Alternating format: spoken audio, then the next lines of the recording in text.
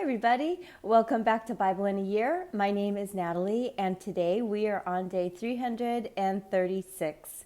Welcome to the channel. I am so happy that you're here today. We are going to be reading 2 Chronicles chapter 7. We're going to be closing out the book of Micah by reading Micah chapter 7, and then we will close out the day by reading John chapter 5. So let's get started with 2 Chronicles chapter 7. Here we go. Now when Solomon had finished praying, fire came down from heaven and consumed the burnt offering and the sacrifices, and Yahweh's glory filled the house. The priests could not enter into Yahweh's house because Yahweh's glory filled Yahweh's house. All the children of Israel looked on when the fire came down and Yahweh's glory was on the house. They bowed themselves with their faces to the ground on the pavement, worshipped, and gave thanks to Yahweh, saying, "For he is good, for his loving kindness endures forever." Then the king and all the people offered sacrifices before Yahweh. King Solomon offered a sacrifice of 22,000 head of cattle and 120,000 sheep. So the king and all the people dedicated God's house. The priests stood according to their positions, the Levites also with instruments of music of Yahweh, which David the king had made to give thanks to Yahweh, when David praised by their ministry, saying, "For his loving kindness endures forever." The priests sounded the trumpets before them, and all Israel stood.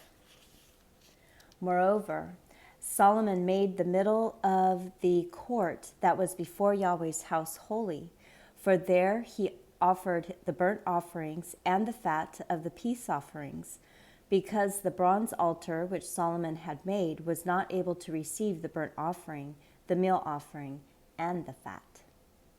So Solomon held the feast at the time for 7 days, and all Israel with him, a very great assembly, from the entrance of Hamath to the brook of Egypt. On the 8th day, they held a solemn assembly, for they kept the dedication of the altar 7 days and the feast 7 days. On the 23rd day of the 7th month, he sent the people away to their tents, joyful and glad of heart for the goodness that Yahweh had shown to David, to Solomon, and to Israel, his people. Thus Solomon finished Yahweh's house and the king's house, and he successfully completed all that came into Solomon's heart to make in Yahweh's house and in his own house. Then Yahweh appeared to Solomon by night and said to him, "I have heard your prayer and have chosen this place for myself for a house of sacrifice. If I shut up the sky so that there is no rain, or if I command the locusts to devour the land, or if I send pestilence among my people, if my people who are called by my name will humble themselves, pray, seek my face, and turn from their wicked ways, then I will hear from heaven, will forgive their sin, and will heal their land. Now my eyes will be open and my ears attentive to prayer that is made in this place. For now I have chosen and made this house holy, that my name may be there forever, and my eyes and my heart will be there perpetually. As for you, if you will walk before me as David your father walked, and do according to all that I have commanded you, and will keep my statutes and my ordinances, then I will establish the throne of your kingdom according as I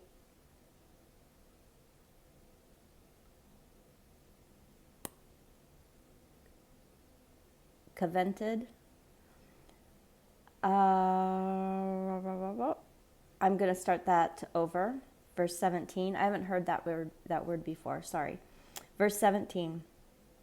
As for you, if you will walk before me as David your father walked, and do according to all that I have commanded you, and will keep my statutes and my ordinances, Then I will establish the throne of your kingdom according as I covenanted with David your father, saying, there shall not fail you a man to be ruler in Israel.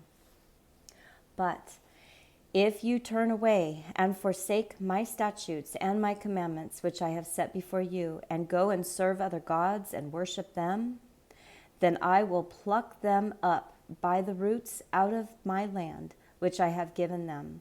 And this house, which I have made holy for my name, I will cast out of my sight, and I will make it a proverb and a byword among all peoples.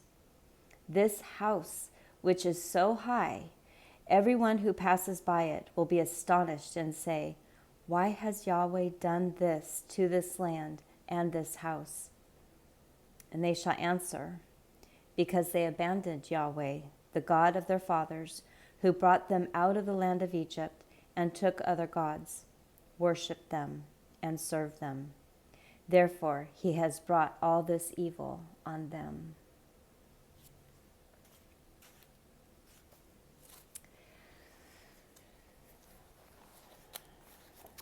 I don't know.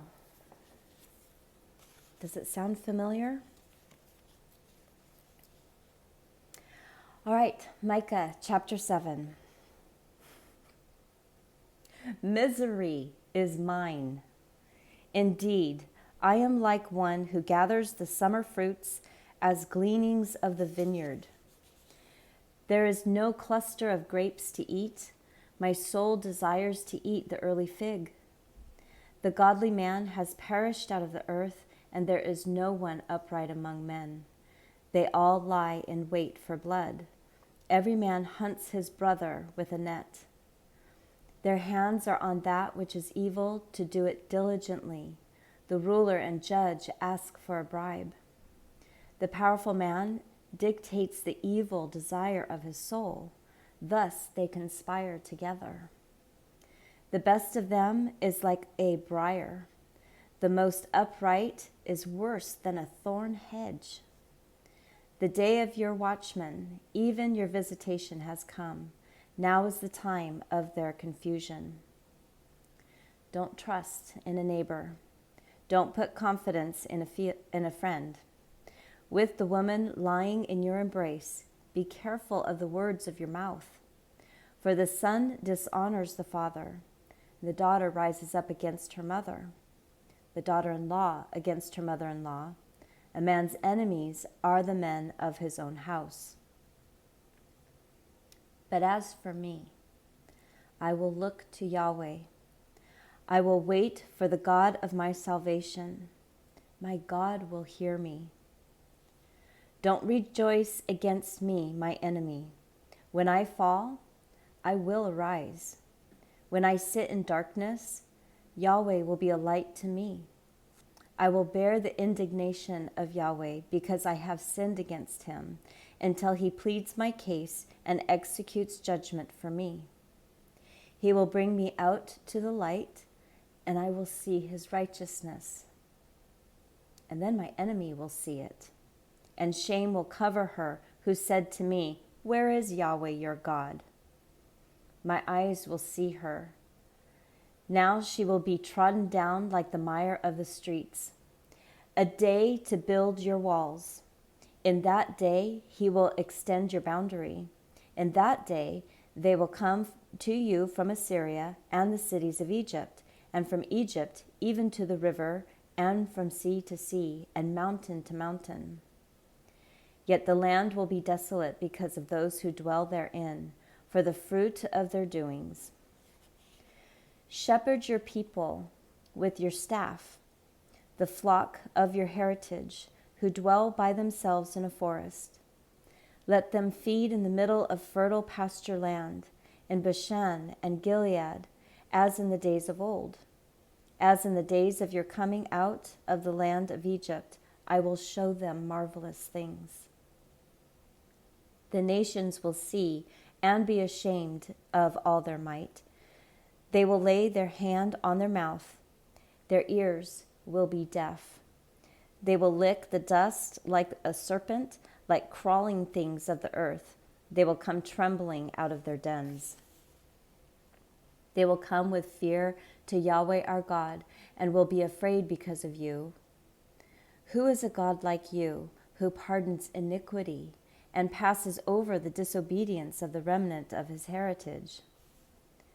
He doesn't retain his anger forever because he delights in loving kindness. He will again have compassion on us. He will tread our iniquities underfoot, and you will cast all their sins into the depths of the sea. You will give truth to Jacob and mercy to Abraham, as you have sworn to our fathers from the days of old. Oh, there is that hope. Oh, my goodness. This is a good day. All right. Let's see if I can hold my Bible. The pages want to close. Here we go. This is John chapter 5. Let's close out this day. After these things, there was a feast of the Jews, and Jesus went up to Jerusalem.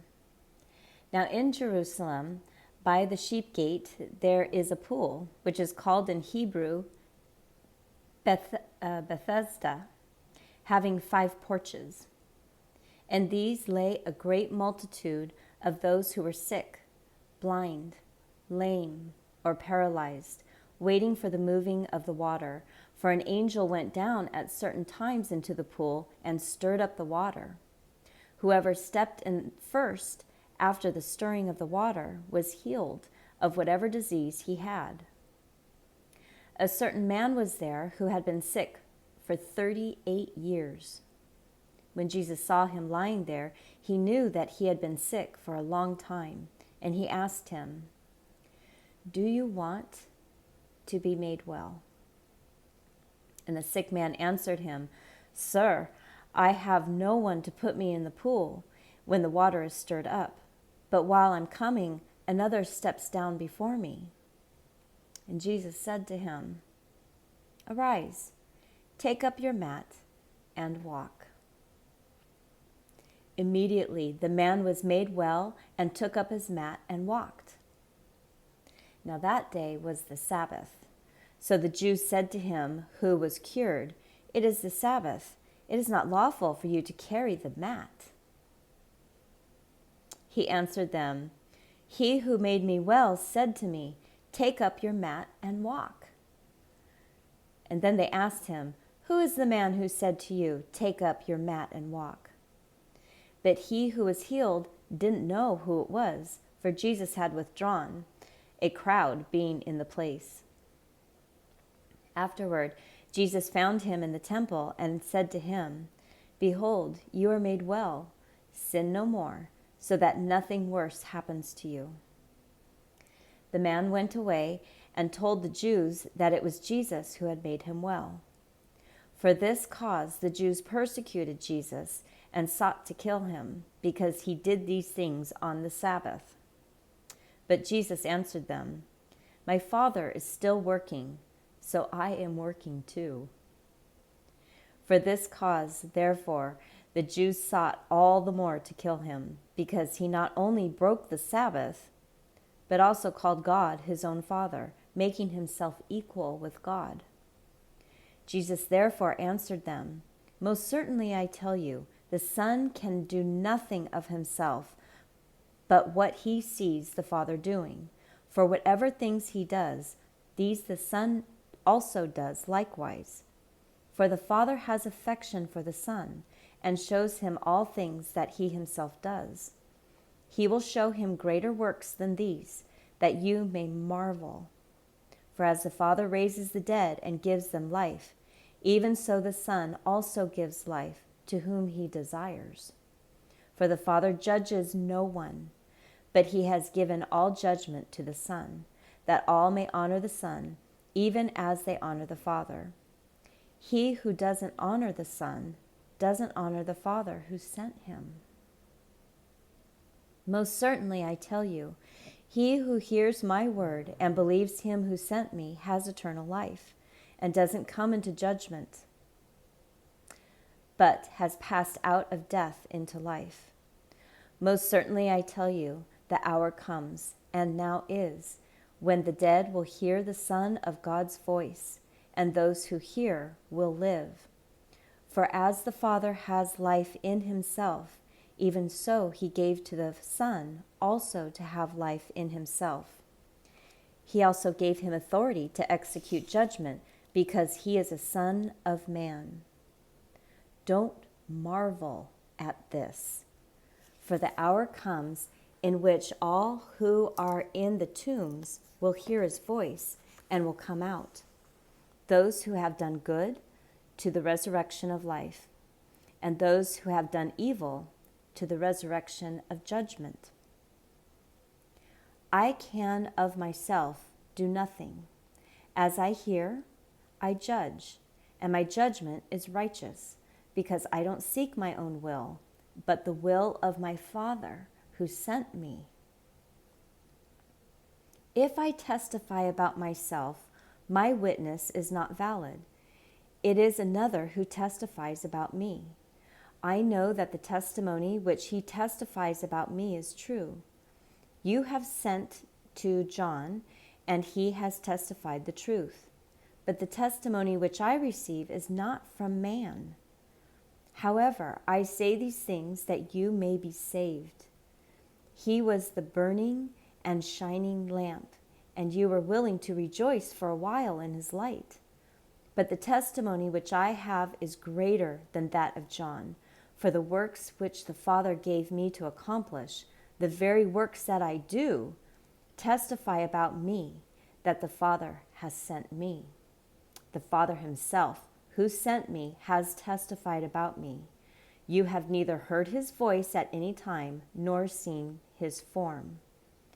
You don't have his word living in you because you don't believe him whom he sent. You search the scriptures because you think that in them you have eternal life, and these are they which testify about me. Yet you will not come to me that you may have life. I don't receive glory from men, but I know you, that you don't have God's love in yourselves. I have come in my Father's name, and you don't receive me. If another comes in his own name, you will receive him. How can you believe who receive glory from one another, and you don't seek the glory that comes from the only God? Don't think that I will accuse you to the Father. There is one who accuses you, even Moses, on whom you have set your hope.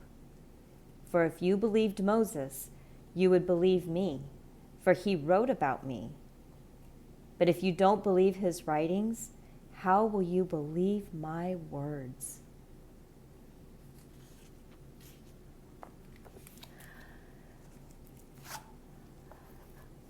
I'm going to close out this day. I want you to think about that chapter that we just read. He is the Son of God. And he is speaking to the leaders of the church. Let's hear his words. All right, come on back for tomorrow, which will be day 337. Have the best day, and I will see you tomorrow. Bye.